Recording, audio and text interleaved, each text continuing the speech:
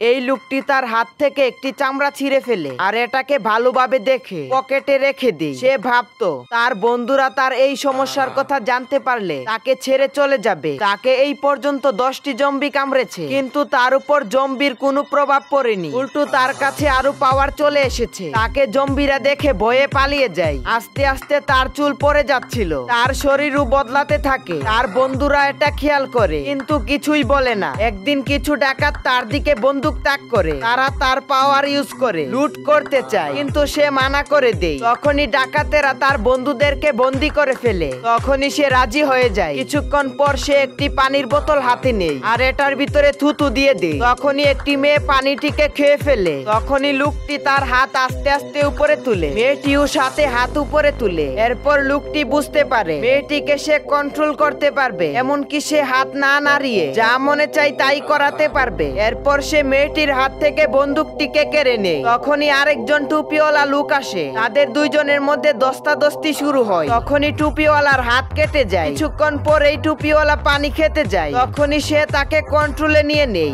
আর সে মুচকি হাসে। কিছুক্ষণ পর ডাকাতরা একটি ফ্যাক্টরিতে যায়। সেখানে জম্বিরা যাকে পাচ্ছে তাকেই কামড়ে দিতেছে। তখনই সে বলে, আমি জম্বিদেরকে কন্ট্রোল করতে পারবো না। তখনই লিডার রেগে যায় আর তাকে মারতে আসে। তখনই সে লিডারকে কামড়ে দেয়। লিডার রেগে তার দিকে বন্দুক তাক করে।